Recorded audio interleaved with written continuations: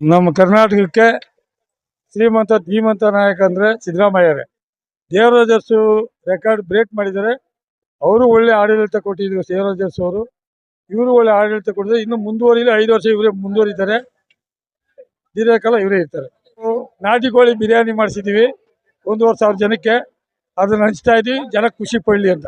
ನನ್ನ ಹೆಸರು ಲಕ್ಷ್ಮಣ್ ಸಿಎಂ ಅಂತ ಹೇಳಿ, ವಾರ್ಡ್ ಸಂಖ್ಯೆ 22ರಲ್ಲಿ BBMPಯಲ್ಲಿ ಸುದೀರ್ಘವಾಗಿ 11 ವರ್ಷದಿಂದ ನಾವು ಕೆಲಸ ಮಾಡ್ತಾ ಇದ್ದೀವಿ. ಸಿದ್ದರಾಮಯ್ಯ ಅಂದ್ರೇನೆ ಈ ನಾಡಿನ ಜ್ಞಾನದ ಶಕ್ತಿ.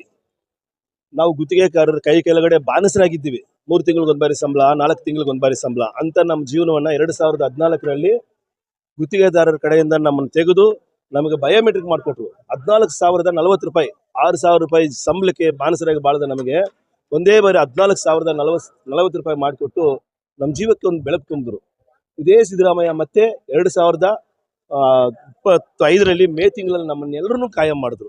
ಇವತ್ತು ನಮ್ಮ ಸಂಬಳ 41,000 ರೂಪಾಯಿ. ಪೌರ ಕಾರ್ಮಿಕರಾಗಿದ್ರು ನಾವು ನಮ್ಮ ಜೀವನ ಇರೋ ತನಕ ಸಿದ್ದರಾಮಯ್ಯ ಅವರಿಗೆ ನಾವು ಚಿರಋಣಿಗಳು. ಕಾರಣ ಏನಂದರೆ, ಆ ಮಹಾನ್ ಭಾವ ಅನ್ನೋ ಒಬ್ಬ ವ್ಯಕ್ತಿ ನಾಡಲ್ಲಿ ಹುಟ್ಟದೇ ಹೋಗಿದ್ರೆ, ಆ ಮಹಾನ್ ವ್ಯಕ್ತಿ ರಾಜ್ಯದ ಮುಖ್ಯಮಂತ್ರಿ ಆಗದೇ ಹೋಗಿದ್ರೆ, ನಿಜವಾಗಲೂ ನಮಗೆ ಪೌರ ಕಾರ್ಮಿಕರು ಎಂಬುವವರಿಗೆ ಬೆಳಕಿಲ್ಲ.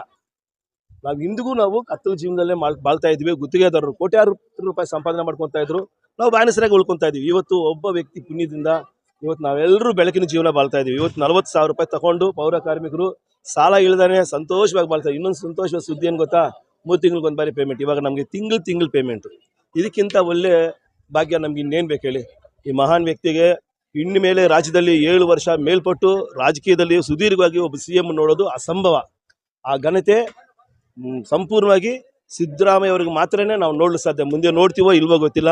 ಈಗ 2.5 ವರ್ಷನೂ ಆ ವ್ಯಕ್ತಿನೇ ರಾಜ್ಯಕ್ಕೆ ಮುಖ್ಯಮಂತ್ರಿ ಆಗಿ ಬಡವರಿಗೆ ಇನ್ನೂ ಅನೇಕವಾದ ಒಳ್ಳೆ ಕೆಲಸಗಳು ಮಾಡಬೇಕಂತೇಳಿ ಪೌರ ಕಾರ್ಮಿಕರಿಗೆ ನಮ್ಮ ಮನವಿ.